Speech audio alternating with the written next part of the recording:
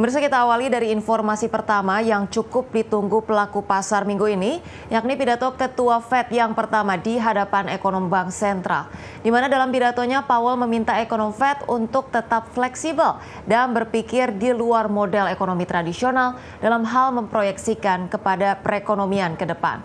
Namun dirinya tidak mengomentari apapun terkait prospek kebijakan moneter atau perekonomian.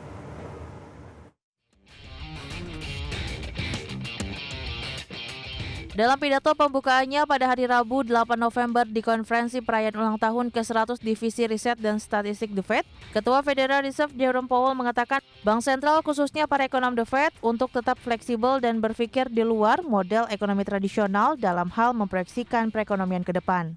But our economy is flexible and dynamic and is subject at times to unpredictable shocks, like a global financial crisis or a pandemic. At those times, forecasters have to think outside of the models. Kendati demikian, Ketua The Fed tidak mengomentari apapun terkait prospek kebijakan moneter atau perekonomian dalam sambutannya di depan divisi tersebut. Divisi Riset dan Statistik atau yang disebut dengan RNS merupakan divisi yang menyediakan data dan analisis ekonomi kepada The Fed menjelang keputusan suku bunganya. RNS menyajikan perkiraan ekonomi 8 kali setahun kepada Komite Pasar Terbuka Federal atau FOMC, serta pembaruan data terkini dan penelitian mengenai topik kebijakan dan ekonomi. Memproyeksikan ekonomi kini merupakan hal yang sulit bagi The Fed dalam perekonomian pasca pandemi.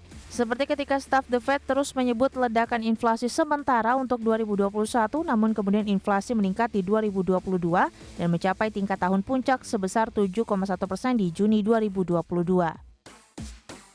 Serupa ketika ekonom memperkirakan resesi ringan akan terjadi pada akhir tahun ini sebelum akhirnya membatalkan perkiraan tersebut beberapa bulan kemudian.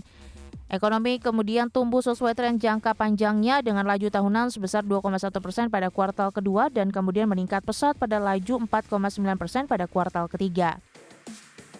Para pejabat The Fed selanjutnya akan berkumpul pada 12 hingga 13 Desember dan akan melihat laporan baru mengenai penjualan retail, perekrutan tenaga kerja dan inflasi sebelum pertemuan tersebut.